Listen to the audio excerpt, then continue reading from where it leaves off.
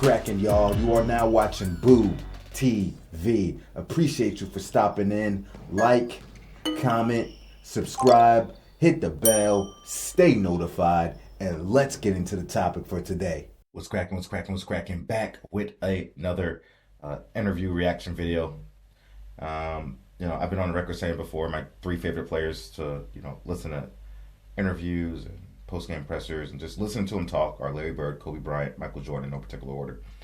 But I just feel like they're so enlightening, and I just love what they have to say. They always, something always resonates with me, you know what I mean? So here we have The Mind of Michael Jordan Obsession. This is from a channel called Trex Productions. I've reacted to videos from here before, and on this channel they have a lot of different interviews and different kinds of content, to be honest. So you know what? With no further ado, folks, let's get into it. I'm only doing it because it is who I am. That's how I played the game. That was my mentality. If you don't want to play that way, don't play that way. Break.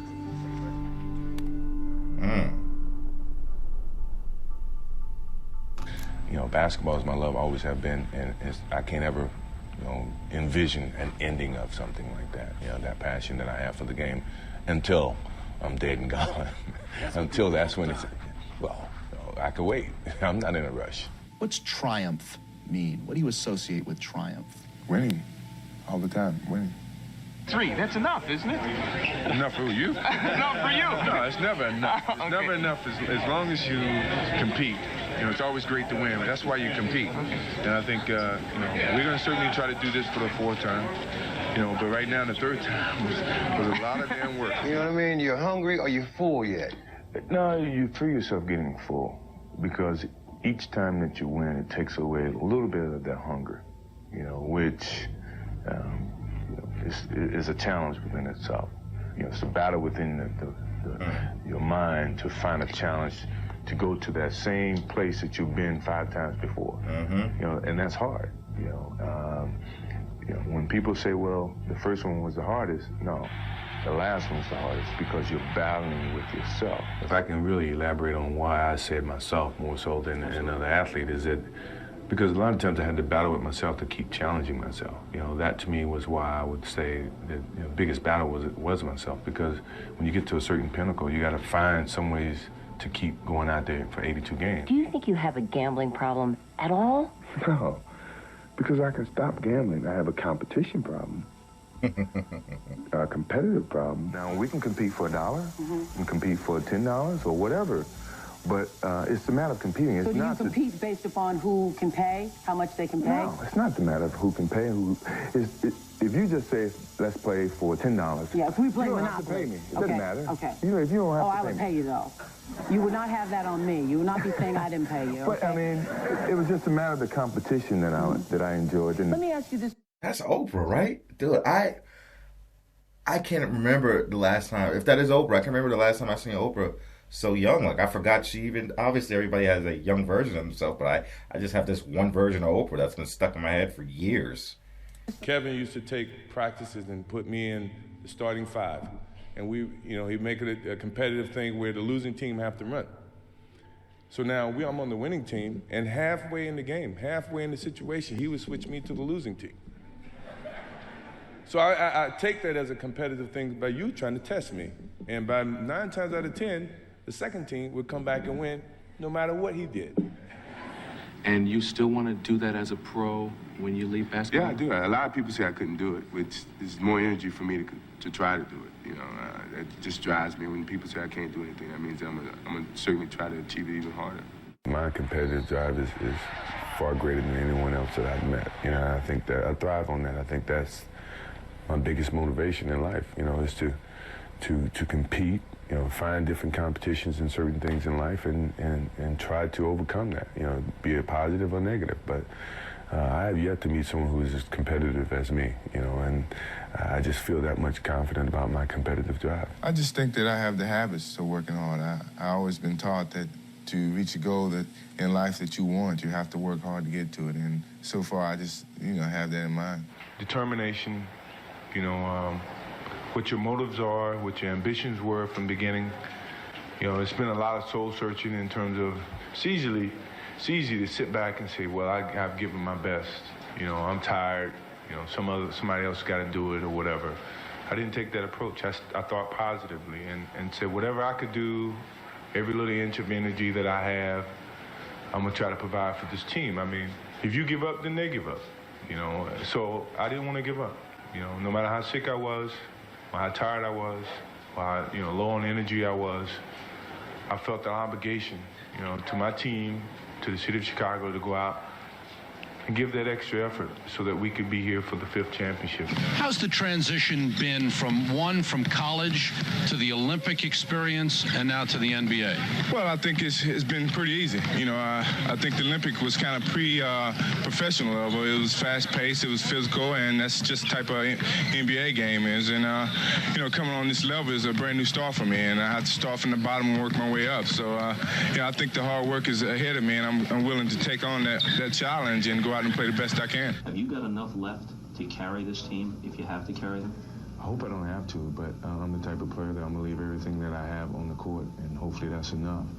I was beat down because of the physicality of what was happening within the game, and I didn't have it to compete with them. Michael Jordan went down, and he is grimacing in pain. That's when I really started to physically build my body up and gear myself up for that type of beating. Easy. From that year on, I got stronger because that became as important as anything else. I've really set a standard for myself, which is normal. But then you have to step it up another level to be above normal. What motivates me is the unknown. No one knows. They can all speculate, but no one really knows. And when you look at my career from high school all the way up through to the pros, no one knew what Michael Jordan was capable of. And myself, I didn't know. But I didn't let that stop me. And I let that motivate me more so than anything. That as long as it's unknown, that means I have a chance. And that's the way I pursued my whole career. I'm nervous. I think if you're not nervous, then you shouldn't be here. And it's a sense of nervousness because we're starting to venture down an alley that we hadn't seen in a long time, and I think nervousness brings excitement. These are the games that, Coach Smith used to tell me about. These are the fun games, when anticipation is so high and the expectation is to go out and play a hard game and, let whoever put the hardest work on the basketball court decide to win, and who's going to win. And, it's no different. Nobody said that Chicago Bulls are immune to this. I think this is a gut check for us, and, I kind of like it. No, for one time, my principal advised me to go to an Air Force Academy because he felt that after I finished college, I have a job. So I said, no, I don't want to go that route. So I decided to go to University of North Carolina. A lot of people didn't expect me to do so well, but I guess that was a challenge that I faced. And sometimes you have to face those challenges and see what happens. I will not quit this game because of what the media has done to me or what other people have done to me. I will quit this game because my skills are diminished. I can't find the challenges to keep pushing myself. My love is always going to be there, but my pride won't let me leave because someone else is going to push me out. I'm going to leave on my own terms, and I don't think too many athletes have that opportunity to do, and that's what I want to do whenever it comes my time. Well, I just tried to. They made me work on the offense as well as on the defensive end, and it's always great to go against some challenges like that and just see how you stack up against some of the best two guards in the league. And I think when our team winning has really put some pressure on them because they hadn't really had the help that I've had on the offensive end as well as the defensive end. So I'm happy with the way I played against both of those guys. I mean, that's just one game, and I'm pretty sure they was as excited as I was to compete against. 3 years of playing some solid basketball. Scottie Pippen and I have played basketball for, almost 12 straight months, and now, it took its toll on us. But we had so much desire and determination to get to this point that we were not going to give up. At least if we were going to go down, we were going to go down fighting with every energy that we had. We're going to put it on the basketball court. It was tough. It was tough in the sense that I was more competitive than I ever was because I wanted to win more than I ever did, you know, because of some of the bumps in the road. For a competitive junkie like me, golf is a great solution because it smacks you in the face every time you think you have accomplished something. Oh! That to me is taking over a lot of that energy and that competitiveness for basketball. Do you think sometimes that the way you play could shorten your career? Because you play so hard, you're the nucleus of the success in Chicago. And I don't mean to embarrass you or put you on the spot so you have to diss your partners. But you have to really play hard. Does that hurt you physically? No, because when I play hard all the time. You know, Right. There's no turn it on here, turn it off here. It's just 110% at all times. So, you know, if I burn out, I burn out. That means my career's short. I go play golf somewhere. Yeah. But I just never, in my whole life, I've never paced myself. It's all just go out and do your best. And a lot of people worry about me burning out. And I never had the time to worry about it. It evolved to be more of a mental challenge for me than a physical, you know, and that's one of the reasons that I still play the game, because I can challenge myself. I never feel that I'm at my best. I feel I still have room to improve. I still set goals for myself to strive for. I'm never complacent with what I've achieved. Even though it's been very successful for me, I still feel I have a lot to prove, not just as a player, but as a person, as a father, to some extent, as a role model, in all aspects. So I'm never really too complacent with myself or with what I've achieved. When I get to a point where I feel I can improve as a player, I walk away from the game. I still feel that I have a plateau that, you know, I hadn't reached yet in terms of my skills or my expectations of myself. You know, I'm always going to expect myself to do, you know, certain things or surpass certain things. As long as I believe that, then, you know, my road to success is going to continue to expand. I mean, what else can I say? The next year I come back, I broke my foot. I was out for 65 games. And when I came back, I wanted to play. You know, here in the doctors, they came up with this whole theory that you can only play 7 minutes a game, but I'm practicing 2 hours a day.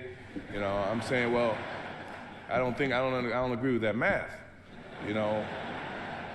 And back then, it was about whoever had the worst record get the most balls in the ping pong balls, and, you know, you can decide what pick you're going to have. But I didn't care about that. I just wanted to win. I wanted to make the playoffs. You know, I wanted to keep that energy going in Chicago. So I had to go in his office and sit down with him. And I said, Jerry, you know, I feel like I shouldn't play more than 14 minutes. I'm practicing 2 hours. He says, MJ, I think I have to protect the long term of investment that we've invested in you. And I said, Jerry, I really think I should be able to play. He said, let me ask you this. He said, if you had a headache, and, you know, at that time, it was about 10% chance that I can re-injure my ankle or my foot. He says, if you have a headache and you got 10 tablets and one of them is coated with cyanide, would you take the Tylenol? And I looked at him, I said, how bad is the headache? Depending on how bad the headache. I like what he said, and I've heard some other greats say this as well about, you know, each time you win, it becomes a little bit more difficult. Each time you win, you take a bite out of something, right? And it fills you up a little more. It takes a little bit of the hunger out of you each time. So you got to find ways to challenge yourself to stay at the top. And, you know, it's not going to be easy. It's not going to be easy.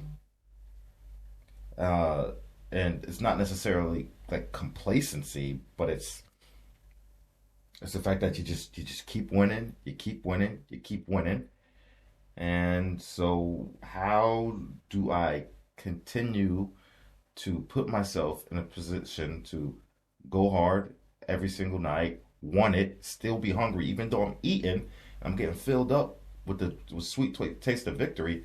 How do I keep myself hungry so I can keep going at this goal with the same amount of intensity and the same amount of hunger that I had when I didn't have anything, when I never won? How do I find ways to challenge myself and mentally and physically keep myself prepared and ready to go to war? It only gets harder. The more you win, teams start adjusting. They start building rosters and collecting players to provide competitive advantages to your squad. You're getting a little bit older. Teams are getting younger, so it only becomes harder. So the fact that you got players and teams that have been able to pull off dynastic runs and stay at the top, it is incredible. It's incredible. Now, this man had 2 3-peats in the same decade. It's incredible, man. That is tough. That is tough, and it's taxing. It's taxing mentally and physically. And the fact that in the beginning of this video, when you saw him getting emotional and he was like, cut. He was getting emotional.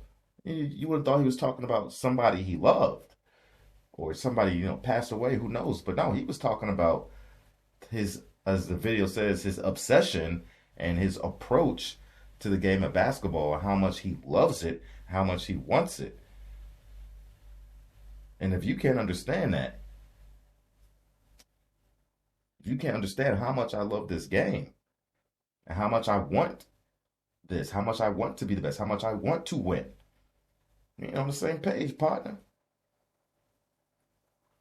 Yeah, seeing the greatest player of all time get choked up talking about his approach to the game of basketball. Come on, man. Come on. Was that from The Last Dance, that bit? Was that a bit from The Last Dance? I think it might have been. Truly a man that was obsessed. He's like, it ain't about gambling. It always ticks me off when people keep pressing about this gambling. So what if he likes to gamble? Who cares? His money, does whatever the hell he wants to do with it. But anyway, it's like, not talking about the money. He's like, I have an obsession. I have an addiction to competitiveness, all things competition. It has nothing to do with money. How many times do I have to tell you this? Stop asking me the same question and asking me to double down and reiterate. Like, I don't need to talk. Do you not understand the words that are coming out of my mouth? How many more ways can I tell you this? Stop asking the questions. And they'll do anything to try to get somebody to stumble on their words or put them in a tight corner, I tell you. Anywho, that's all I got to say about it. Michael Jordan, in my opinion, is the greatest player of all time, greatest player I've ever seen play basketball. Let me know what you think about everything. Like, comment, subscribe, hit the bell, stay notified. Check out our Michael Jordan playlist, and I'll catch you on the next one. We out, baby.